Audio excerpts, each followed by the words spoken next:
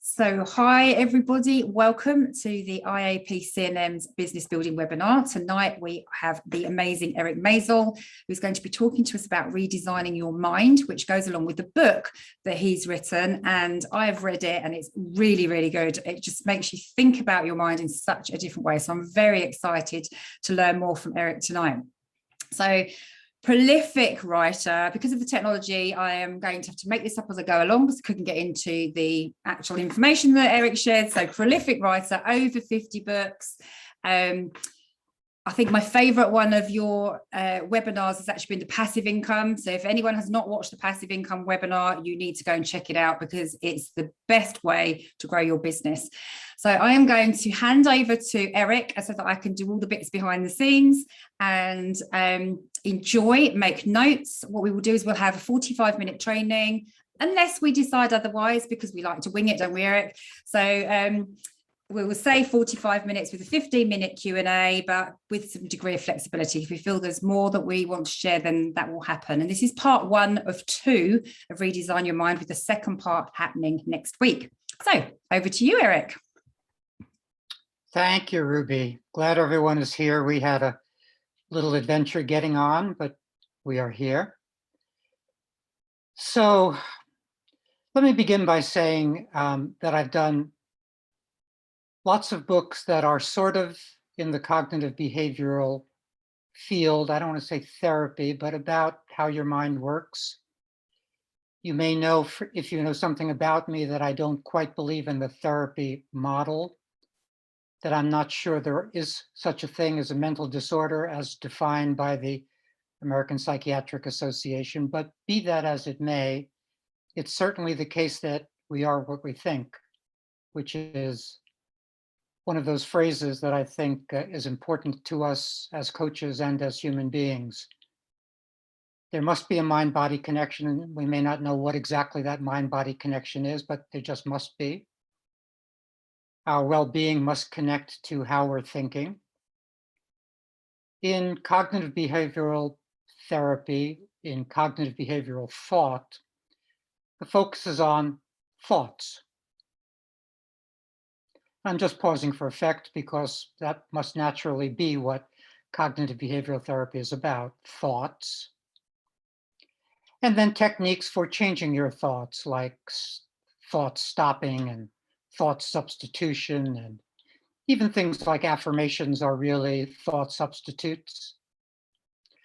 So there's been a lot of work done over the last 100 years on the idea of noticing your thoughts, aspects of mindfulness, letting thoughts just go by, etc.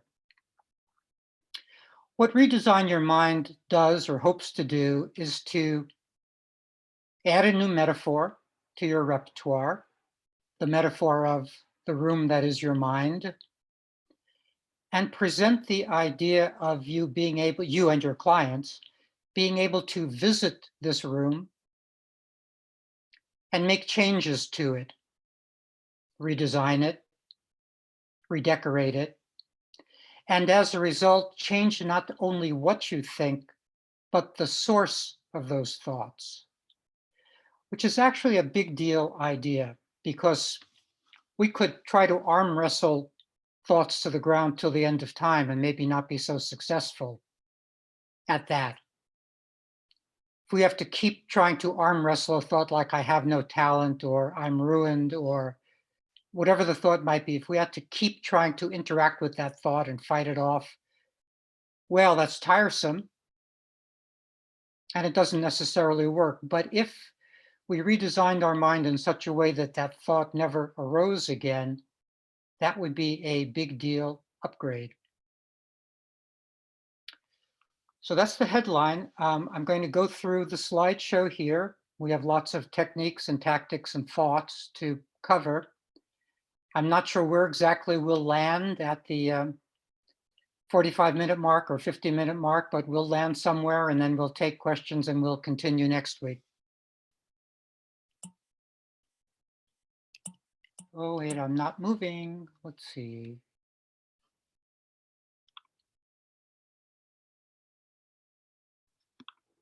I don't, now suddenly I don't know how to move the slides.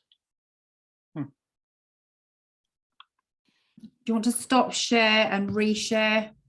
That seems to have done something. There we go. Yes. There we go. Thank you. Magically, it took care of itself, although I actually did something, so it wasn't magic. Okay, so where do you live? Well, you know, Boston or Albuquerque or London or someplace, but of course, where you really live is in your mind. You take your mind with you wherever you go. And that's why AA talks about the geographic fallacy. That is, moving to a new location won't stop you from drinking. You actually have to stop you from drinking.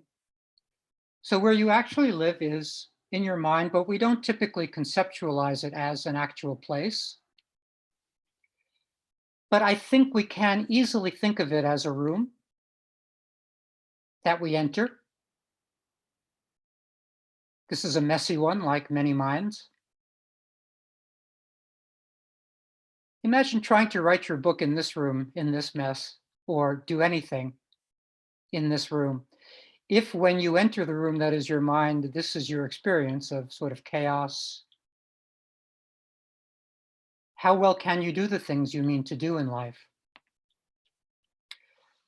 So that's our starting point, that there is a room and that you can picture yourself there.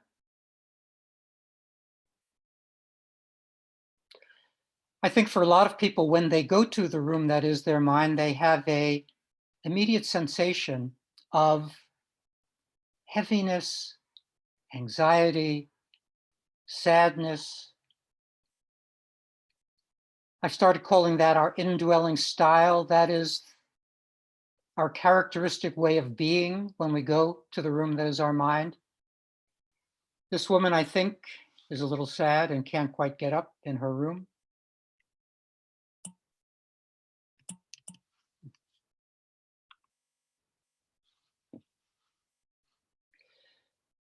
So not only is it a landscape filled with furniture, so to speak, but there is also a predominant feeling when we go to the room that is our mind. That feeling obviously changes with different experiences, but I think there is a predominant feeling. I think for a lot of people, it's anxiety nowadays, or worry, or some synonym, that when you try to think about something, you instantly get anxious, making it hard to think about things. So I'm setting these up as your 5 personal goals, but also these could be coaching goals, goals for clients, but we'll talk about you personally through the webinar. One goal is to actively redesign the room that is your mind, to realize that you can do that, and that's what we'll be talking about. To change or upgrade your indwelling style so that when you go there, you're not immediately anxious or angry or sad or however you usually are, but that you have the freedom not to be in that place. To create lots of new practices. These are very simple practices. These are all visualizations, by the way. We'll get to that in a moment, but these practices are visualizations, easy to do, take a split second. Then, even if you love this and learn it, there still will be predictable challenges that prevent you from doing this upgrading, and we'll talk about those challenges.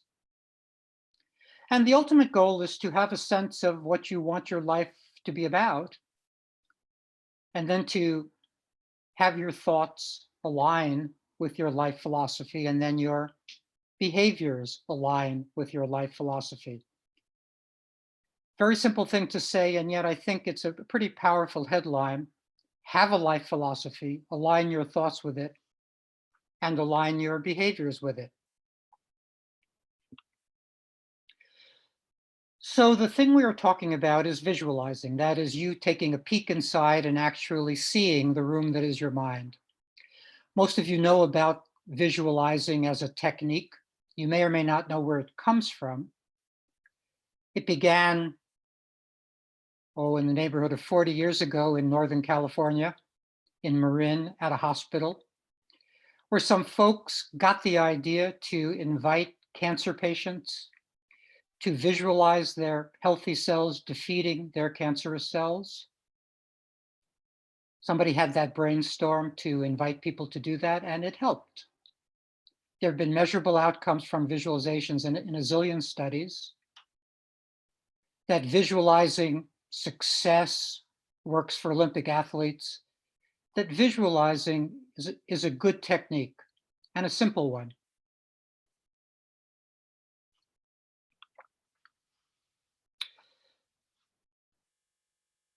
So the idea is to visualize the room that is your mind. Go in there and then make the changes that make sense to make.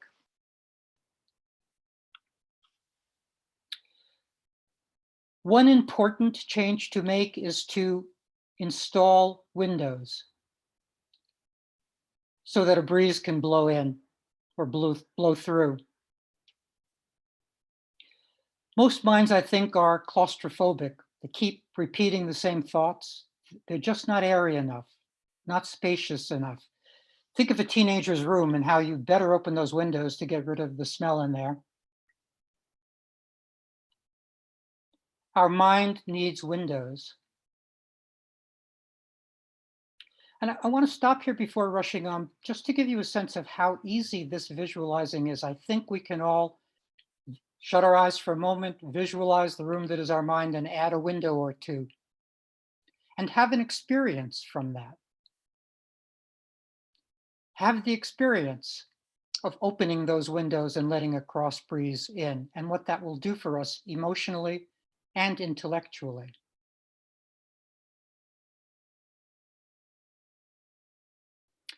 I've noticed that when I've been doing interviews about this book, that the hosts get this instantly. In fact, often the interview will sort of stop for a moment as they want to install those windows and let a breeze through and do this work. So I think this is simple to get and easy to do. Second idea,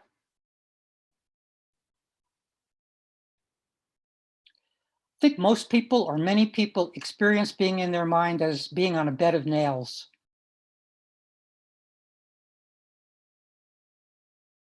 Obviously, that's a metaphor, has to do with formed personality and the ways in which we have gotten down on ourselves over time, maybe gotten down on life, maybe given life a thumbs down, even though we're going through the motions.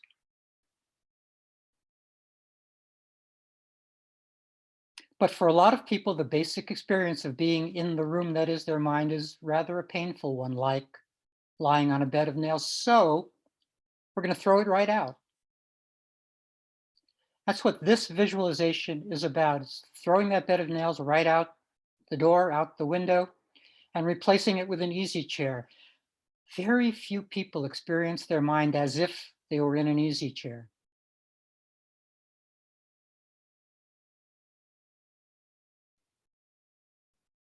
I chose this picture. I'm not sure if it's exactly comfortable, but we'll make believe that this is a good easy chair.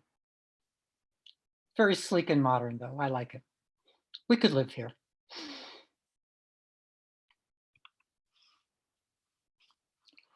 And the walls of our mind room are dingy.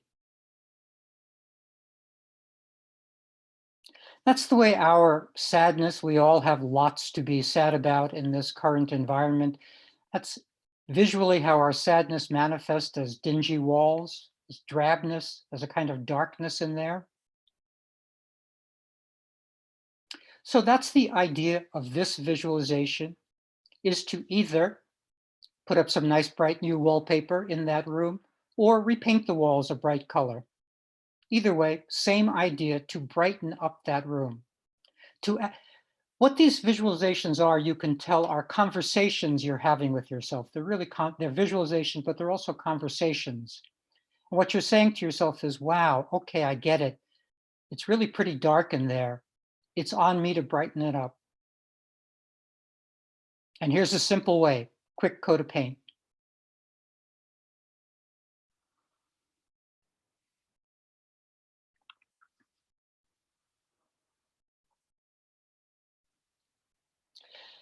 I'm pausing just to let this visual settle in.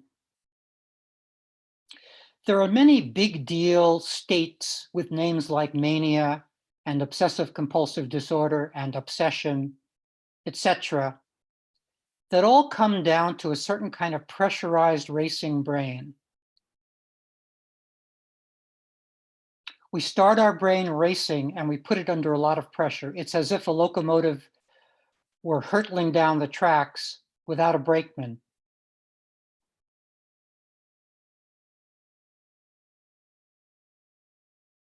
Something needs to release that pressure. And so the gimmick here, the idea here is to install a safety valve that when you understand that you are being pressurized by yourself, you're producing the pressure. Maybe life isn't feeling meaningful and you're trying to chase meaning. Maybe that's the pressure, that you're looking for something meaningful in life. That might be the pressure. Well, it's on your shoulders to release that pressure. And here's the visual representation of trying to release that pressure, namely installing a safety valve. And actually maybe hearing the whoosh of the pressure releasing like a pressure cooker, hearing that whoosh.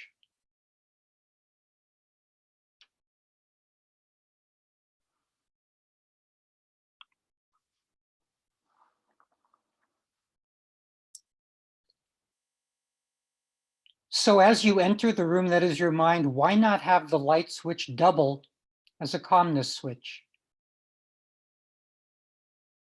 So when you turn on the lights, you become instantly calmer.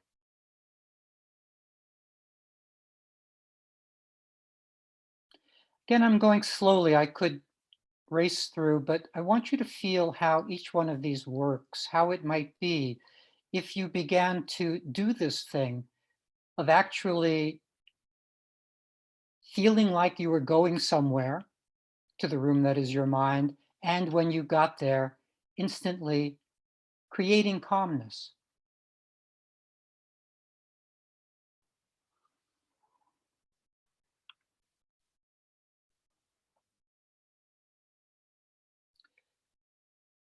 To explain this, I need to stop a moment and present a biggish idea.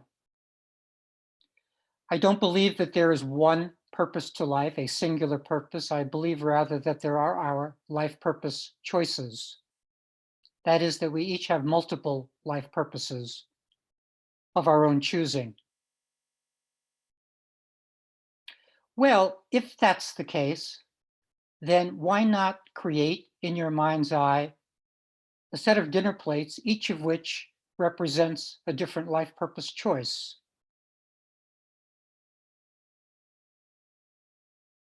This is a visual representation of the idea that many things are important to you, but that they must be dealt with one at a time. In a daily way, that might mean negotiating your day around your life purposes so that you spend an hour on your novel and an hour at the park with your child and an hour on some activist cause, etc. Most people have not created their list of life purpose choices. They kind of think they know what they are somewhere in their being, but they haven't bothered to stop to actually identify them. So A, they haven't made the list, and B, they haven't thought through how to get those life purposes onto their daily to-do list. It's one thing to have the list, it's another thing to actually get to your life purposes. Most people are just doing their other to-do list, the errands, chores, responsibilities list that takes up the whole day. And at the end of the day, you've gotten sad because you never actually got to your novel or your activist energy or to those things that are most important. Yeah, you got a lot of things done, but you didn't get the most important things done. So this visualization, visualizing your life purpose, having a set of 8 dishes representing 8 life purposes, and being able to go to the room that is your mind and set out a dish, maybe for your novel, or for service, or for a relationship. I think you get the idea of how this might work.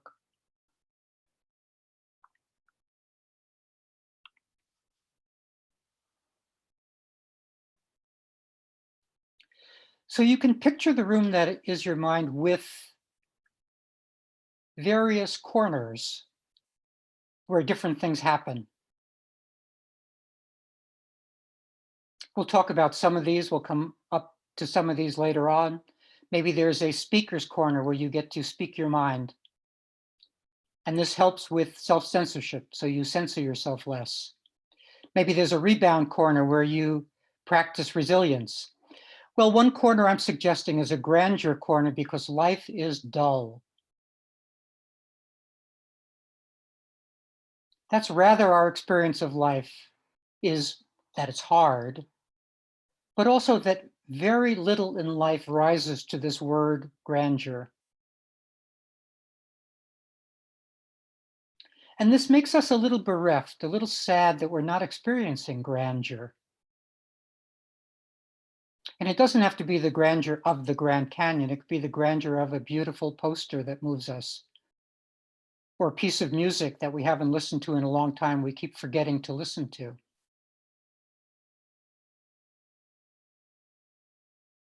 So the idea of this visualization is you go to the room that is your mind and you go to your grandeur corner and you experience some grandeur.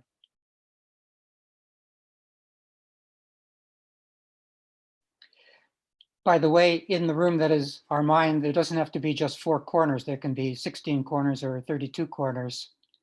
Because it's a visualization, we can have as many corners for as many things as we need.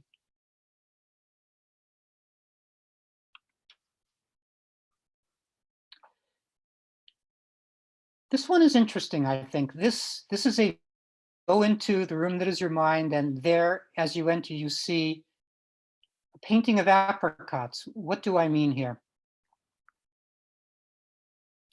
This visualization comes from an experience I had in Paris one year, many years ago, where I was at one of those open air markets, and a woman was trying to pick the best apricots. And the salesman said, at these prices, you have to take the bad with the good. You have to take the blemished apricots also.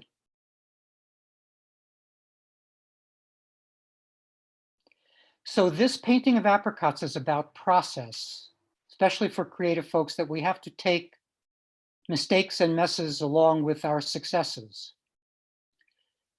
This painting helps us fully understand the reality of process, that only a percentage of our work is going to be good, that our work doesn't come with guarantees, etc. So that is the point of this visualization, that as creative folks, or just as folks, we are obliged to understand the reality of process.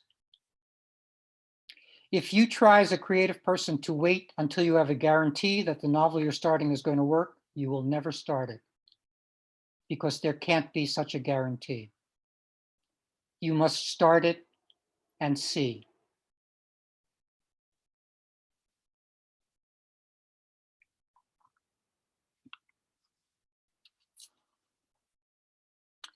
People find this rather effective, this idea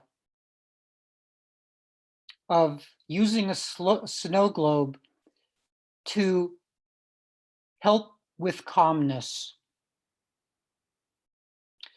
The idea here is you shake up a snow globe, and we all know what happens then. The snow circulates and then it settles. And you can use the experience of the snow settling as a way for you to settle.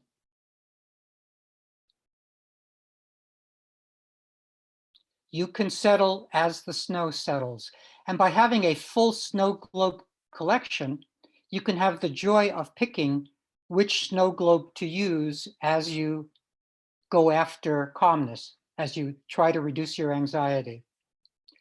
Hope you get in performance mode, I'm not really communicating the playfulness of all this, but I hope you get that this is quite playful, really, to have a snow globe collection or a life purpose china collection or different garments that you wear for different personas. I hope that as you do this, you actually experience it as fun, as enjoyable, because I think it is.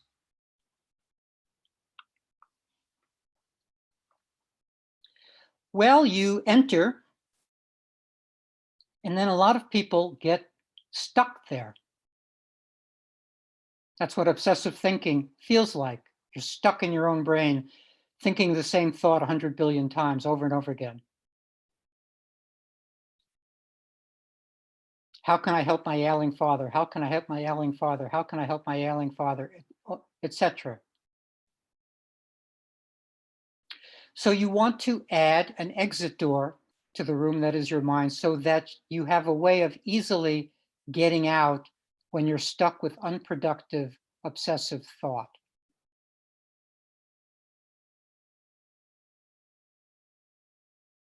Nice, bright, neon signed exit door that's visible to you. Not, I tried to get the largest exit sign I could get on a slide, because you don't want it to be microscopic so that you don't realize there is an exit door. You want it to be rather in your face, the idea that you can get out of your mind when you want to get out of your mind.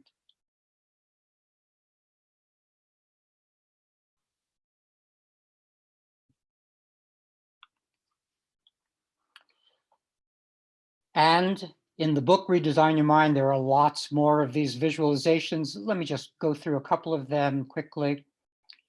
Visualizing a hope chest in which you put your hopes so that you know what your hopes are. And maybe each time you visit the room that is your mind, you open the hope chest and refresh your memory as to what you're hoping for in life. Maybe a power bar drawer filled with power bars so that you can, if you start to get exhausted, instantly replenish yourself without having to actually add calories to your life. A visualized power bar has no calories. Some of you may know about the mug collection idea. I have a collection of coffee cups, and I ceremonially pick one each morning as the coffee cup for that morning. These are city coffee cups: Paris, Prague, Rome, New York, etc., Berlin. What this ceremony does for me, it reminds me of what I think of as the International Bohemian Highway. That is all of those places where we all like to gather because we are like-minded people. And so that small gesture of choosing my Berlin coffee cup has a lot of meaning for me. So you can do that in your mind's eye. You can have your mug collection and have your afternoon tea without having to get up from your work and having actual tea, just by choosing a mug and having that tea.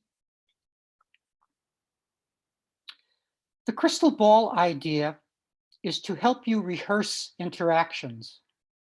That is, if you have something important upcoming, let's say you're a writer and you have a conversation with an editor upcoming, you can use your crystal ball in the room that is your mind to predict how the conversation might go and to prepare your answers to the questions you might be asked. This could be a rehearsal mirror rather than a crystal ball. Any one of these things can be changed to something else that works better for you, but they all stand for an important idea. And the important idea here is looking into the future to get a sense of how you want to do things in that future. That is a way of rehearsing. By a hat drawer, I mean we have lots of hats we need to wear in life, and we can't wear them all at once. And so if you're a painter, let's say you have your painting hat, but then you have to take it off and put on your marketing hat, right? And then you have to take it off and put on your husband or wife hat.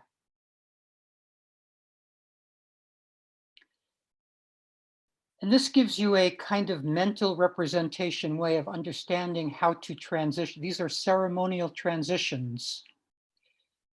Often, let's say you're a creative person and you don't want to leave your work, but you have lots of duties and other things you must do.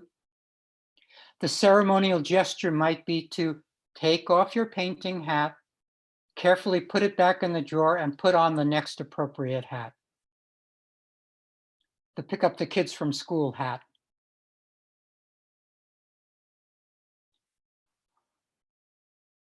You might want a beauty drawer that is very like the grandeur corner we talked about before. Not enough grandeur in our lives, not enough beauty in our lives. Having a drawer filled with things that immediately give you the sense of beauty. Let me digress for a short second. In the 19th century, there was a phrase that was very important to artists, intellectuals, and that phrase was truth, beauty, and goodness.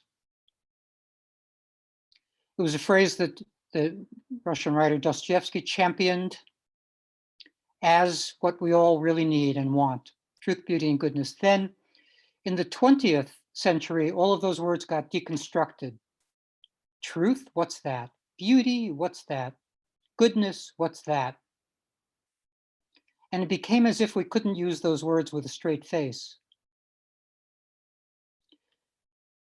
So the linguistic philosophers of the early 20th century deconstructed those words and said those words are dead to us. Then the contemporary Soviet novelist Solzhenitsyn, in his Nobel Prize-winning speech, said, like you, I get that truth, beauty, and goodness have been destroyed. Those words have been destroyed. But you know what? Dostoevsky was still right.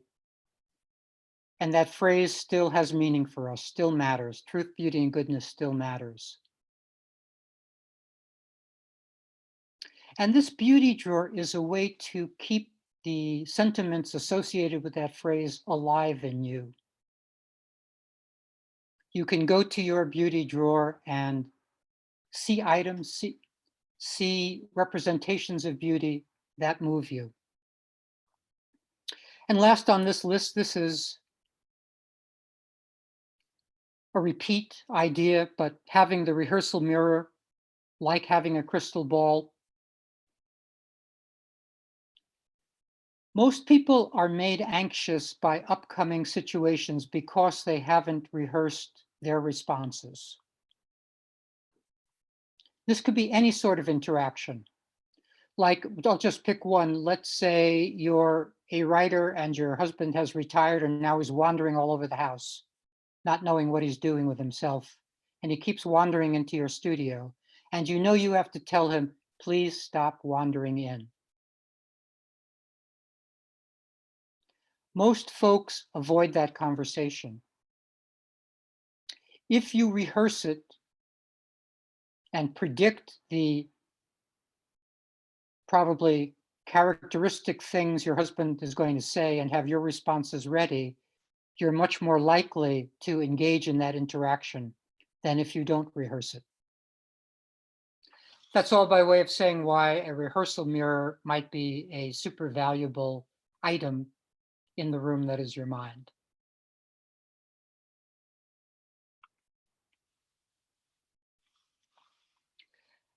I see that we have about 75 billion more slides, and I don't think we'll get to them in the next 5 minutes. So I'm going to pick an ending point in about 10 minutes so that we can have questions, but we will end right in the middle of things awkwardly, but that'll be okay. We'll continue next week. So as I said earlier, not only does our room look like something, but it feels like something. Each time we go in there, we bring a certain style to that room and we inhabit it in a certain way. Most typically nowadays, anxiously or sadly. So you can use this metaphor and this visualization system to change, to update your indwelling style.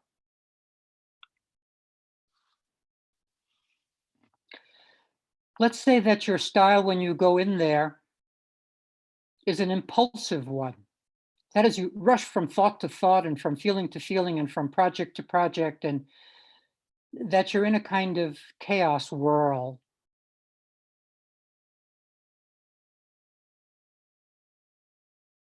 Well, one thing you can try is the following visualization, and that is you sitting in your easy chair, presenting yourself with a question, having an answer immediately appear out of impulsiveness, quick answer, and then saying to yourself, I'm no longer accepting my first answers.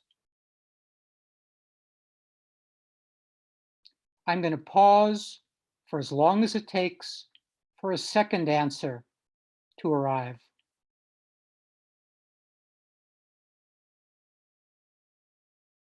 I think you get what this is about. The idea here is to train yourself to slow down internally, not be in an anxious, fearful rush, and not only sit in your easy chair, but be easy in your easy chair. It's like if you put a 7-year-old in an easy chair, he's going to squirm all around it, right? It may look like an easy chair objectively, but for him, there's nothing easy about sitting there. His indwelling style is squirminess. We want our indwelling style to be calmness.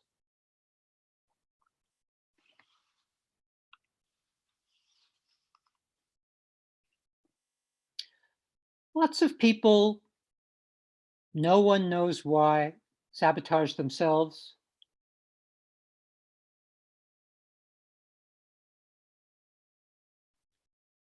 Maybe they've been wanting a literary agent their whole life, and suddenly a literary agent wants to meet with them, and they come up with a reason not to meet with that agent.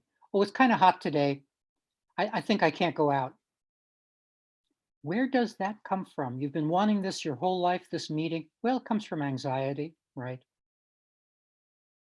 But I think it also comes from some tricksterly place in us. The image of the trickster is in all world literatures, all indigenous literatures. This creature that steals things, that makes messes, that destroys. It is us.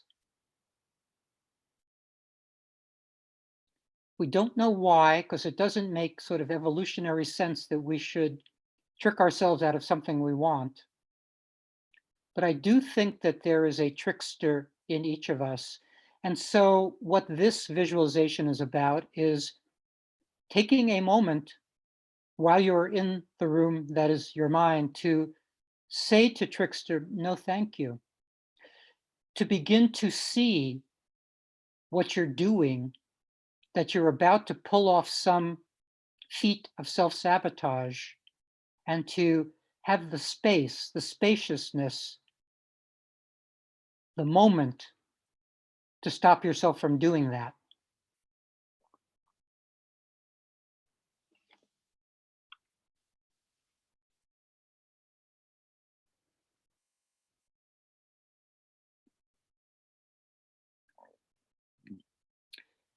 There's a phrase out of cognitive behavioral therapy called catastrophizing. There should be a word called dramatizing. People over dramatize what's going on. There are lots of real things that are going on that are terrible. I'm not saying that there aren't large, real, terrible things, but there are also small things that we over dramatize, and we even throw tantrums over. Nowadays, for instance, I find it curious the extent to which when somebody has a newsletter, they go half crazy if one person unsubscribes. They throw some internal fit over an unsubscription. That is making a mountain out of a molehill. And that has to be coming from some desire to not look over here at what's really important, but to look here at something that isn't particularly important. So the idea of this visualization is if your indwelling style is dramatic. If you're always creating dramas and throwing internal tantrums, it's time to stop that. And it's another one of those things that you can do in the room that is your mind. It's a place you can go to say to yourself, I don't want this anymore. You can nip it in the bud, so to speak.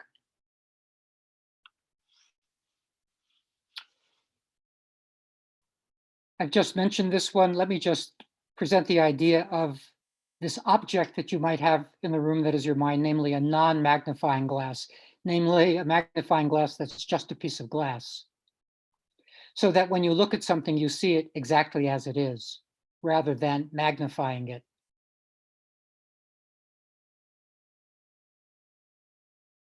It's a very simple, interesting visualization to have a magnifying glass that doesn't magnify.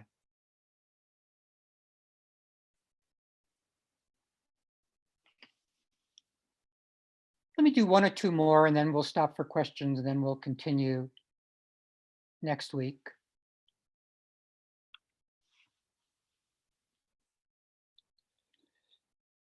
How you come into the room that is your mind is dressed, presumably. Presumably you have clothes on. And for many people, they're coming into that room wearing a heavy overcoat. This is a metaphor for just the heaviness of life, sadness, despair. So just picture yourself as you enter the room that is your mind, removing that overcoat, dropping it to the floor, kicking it to the side. Just feel how that might serve you and what that might do for you, removing that overcoat.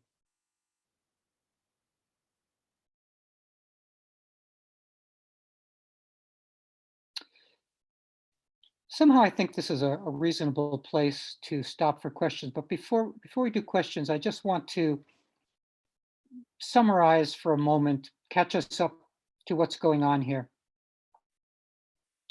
It's important that we think thoughts that serve us. That's a high bar goal and very important. I think a great way to help ourselves think thoughts that serve us is to change through visualization the source of those thoughts. And that's what we've been talking about. That's what the book Redesign Your Mind is about. It's that idea that not only can you change what you think, but you can change the very source of those thoughts so that the thoughts that have been plaguing you or not serving you no longer even bother to arise. So we'll continue next week with challenges to this, why this is hard to do, and lots of other good ideas, I think. But for now, Ruby, let me turn it over to you and let's see if we have some questions. Brilliant, thank you. So the link to Eric's book is in the chat box. And Anne Carley, you had a question. If you'd like to, how would you like to take the questions, Eric? Would you prefer them in type or would you like them just to open up so people can talk? We can just open it up. I think that's fine. If that's okay, easy. so if you're happy, yeah, if you're happy to speak up, then Anne. Thank you so much. It was an error on my part. I'm very grateful for the presentation, but I don't have a specific question. That's fine. Thank you. No problem. Thank you, Anne. So Hugh, if you want to, I've seen your question, but if you want to talk to Eric specifically, if you'd just like to unmute yourself and do that now. Great, thanks very much, Ruby, and thanks, Eric, for the talk as well. I've read a couple of your books and really enjoyed them. So does making time for life purpose China have parallels with your concepts of round daily practice?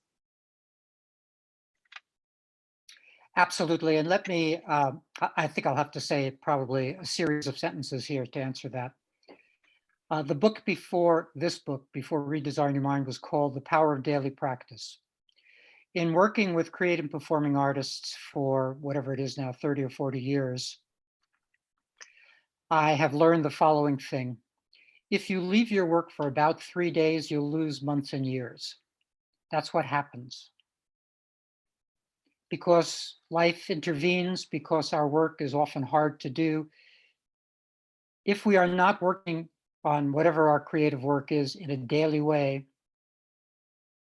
we tend to lose huge amounts of time in life. So that's why I thought it valuable to do a book on the simple idea of daily practice and on the importance of daily practice and on the idea of negotiating each day around daily practices. So to my mind, a day is made up of multiple daily practices, and then other times, more informal times when we're not pestering ourselves about our work or pestering ourselves about the meaning of life, where we get to relax. And so there are these formal daily practices. For creative people, I believe their creativity practice ought to come first thing each day for a variety of reasons I've talked about before. These visualizations, for me, make sense as ceremonial bridges into and out of these daily practices. Let me try to explain this simply. Let's say you want to work on a novel. All day long, your main task is to get things right. That's what we do in life, get things right. Drive on the correct side of the road, pick up our kids at 3, mow the lawn, do one thing after another correctly. Then somehow, a moment is supposed to come where we have real permission to make mistakes and messes and not get things right. That's the creative process. And it's actually very hard to go from the one brain to the other brain.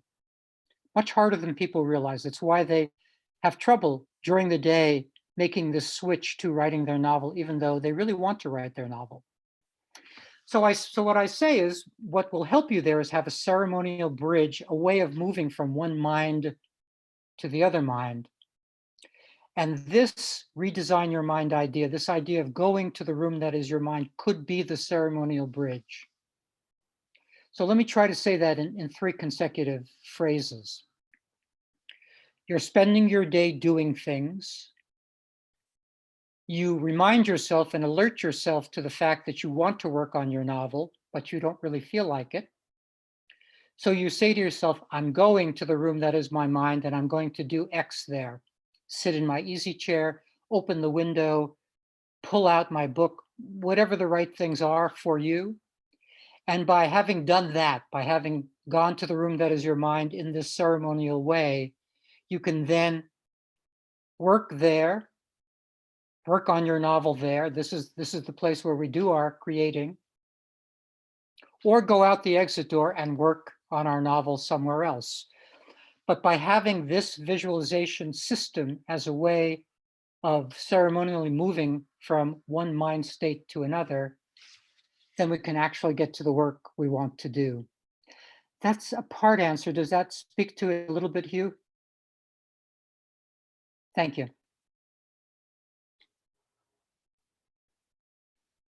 Any other questions for Eric? By the way, before there's a question, again, I have to say a few consecutive sentences here, but even though we have multiple life purposes, that doesn't mean that we can't collect those life purposes into a life purpose statement. Something that in a pithy way helps us remember what we're after in life. For me, mine is do the next right thing, which I won't try to explain. I think you get it. Right there has a lot of different meanings for me and is contextual. So if that were your phrase, do the next right thing, that then periodically through the day, the next right thing might be to go to the room that is your mind and do some of the work we've been talking about here. That might be the next right thing, and it might just take 10 seconds. Some next right things take a lot of time, and other next right things are almost instantaneous. Almost as instantaneous as this one, like, I'm just shedding, boy, I've been wearing this heavy overcoat all day long. The next right thing has got to be to take off this overcoat. That's got to be the next right thing. So I think you can combine this technique or device of visiting the room that is your mind with your life purpose statement, whatever that is, and have this support that.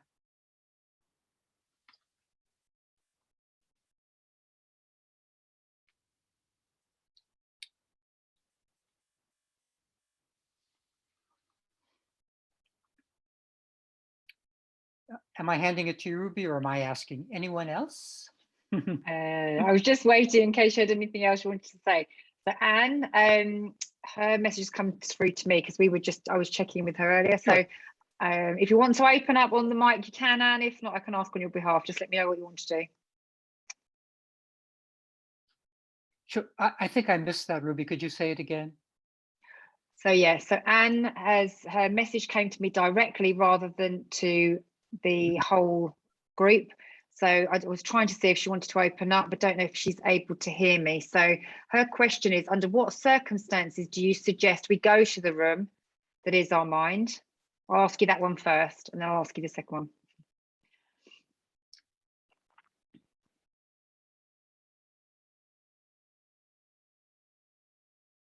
Did you hear that, Eric, or not? I did. I'm trying to formulate the response that captures what I want to say, because there are multiple rooms, so to speak, which gets complicated. We go to the room that is our mind naturally and inevitably. I think that's something we just do.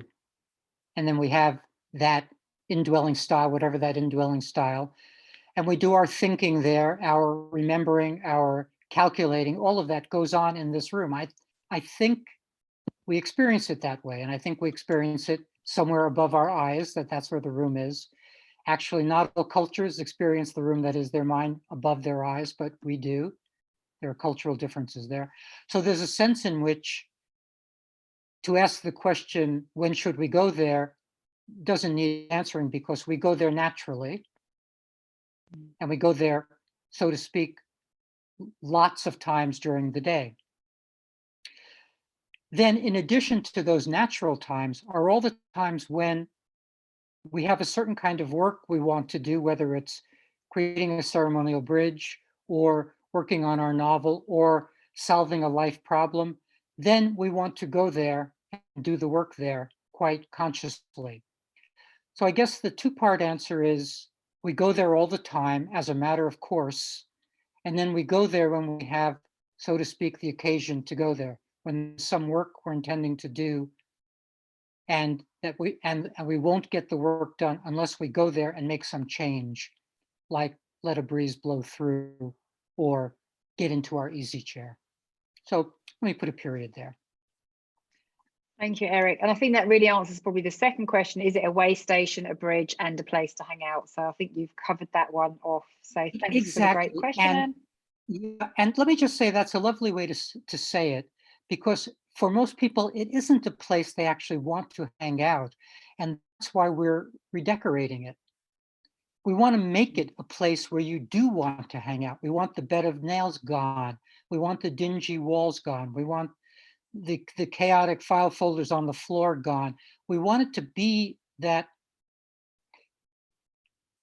how to say this differently, I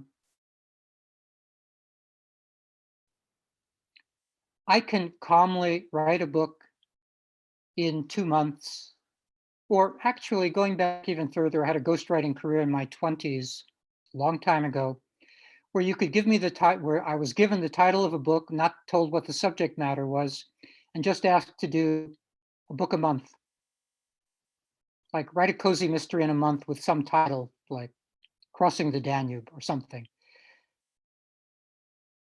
So I have this facility to write a book in a short amount of time. And I think part of that is I enjoy being in my mind room. It's a place for me, it's a place I want to hang out, as opposed to a place I want to avoid. People spend so much energy avoiding going there, maybe because of those bed of nails or all the different things we've talked about as metaphors. So if you were to make the room that is your mind a more congenial place, a place you want to hang out, then you get not just a hangout, not just a congenial place, but you get a ton of new work done. Because you're hanging out there, because you're calmly, festively even hanging out there, you'll get so much more done than you currently get done. Lovely, thank you, Eric. Thank you for the We've got question. one I love more. the hangout energy. We've got one more question from James. What exactly do you mean by next right thing? What feels good? What people think they should do? Community norms, perhaps? As I say, it's a complicated phrase because it kind of means both next moral thing, but also next appropriate thing. And those are two sort of different ideas, but they go together for me. So by the next right thing might be to work on something even though I don't want to, or it might be to stop working on something because I am exhausted and really had better take a break or will do lousy work. So it's really knowing what the next appropriate thing is, thing after thing, with that underpinning of ethics, with that underpinning of given A or B, what's the more valuable thing to do for the world?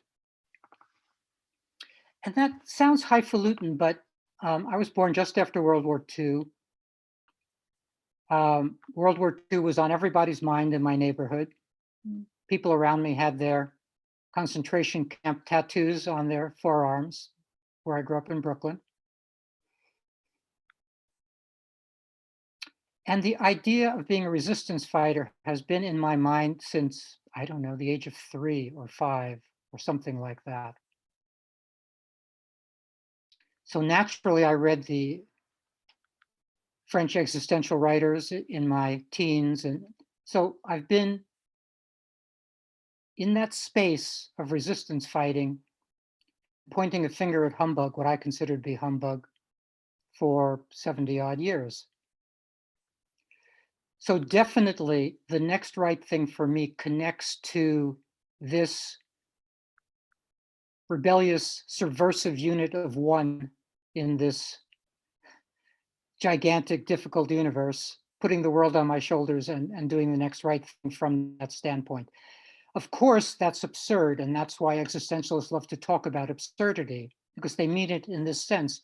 It's absurd for the lone individual to put the world on his shoulders, and yet that's the right thing to do. So that was a bit of a long-winded answer to what the next right thing is, but maybe that captures a little of the flavor. Brilliant, thank you. I think we are actually out of questions. I'm just scrolling to make sure I haven't missed anything. And we're also at time, so that's lovely. So I hope, let me just say, I hope folks come back. We have a lot of good stuff for next week, and love to see you again in a week. So thank you all for coming.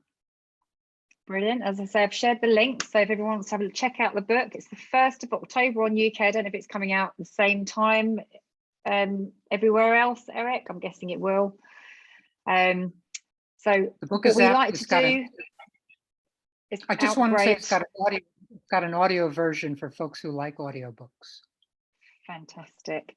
So what I'd like you all to do just before you go, because I'm head of CPD and I like to make sure that we capture our learnings, I'm going to put a timer on for 1 minute. If you can just write down your biggest takeaways in the chat box and then make a note of what you're taking away from today's session.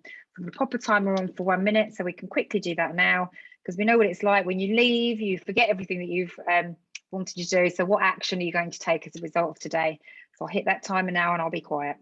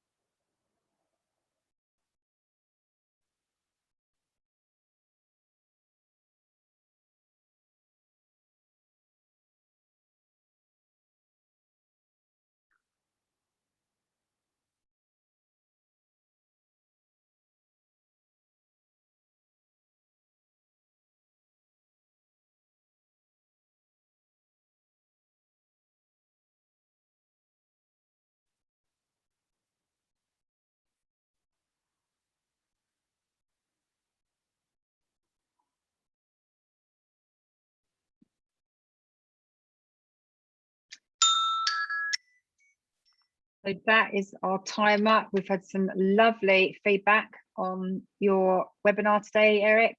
If you leave your work for 3 days, you lose months and years. Changing hats, like it or not. Very informative. Another powerful action for visualization. Open the windows in your mind and brighten up the room you spend most of your time in. The power of intent and visualization. So many things, like the idea of a room very much, and corners and the open window. I love the chair I pictured. Need that chair so much right now. We can have multiple life purposes. That's a really big takeaway, isn't it? Make a list, add to the daily calendar, visit your mind room to make necessary adjustments. This thing with the mind as a room is new to me. I only have to use decorating the room, but I absolutely love hanging of the coat. Yeah, it was a really good one. You can take ownership of upgrading your mind. There's so much, honestly, we could go on and on and on. Eric, what I think I'll do is I will send you the chat so you get all of that afterwards. That'd be lovely. We will get the replay uploaded. What happens is this will go out onto a blog post, so keep an eye on the blog post if you want to then go back and watch or listen to the replay again. And other than that, thank you very much for being here. Thank you, Eric, for some amazing content. I'm sure it's going to have our cogs whirring between now and next week. Make sure you book in the time for next week to come and join us as well. And thank you, everyone. Have a lovely evening. And for you, Eric, obviously, or wherever you are in the world, some of you, enjoy the rest of your day.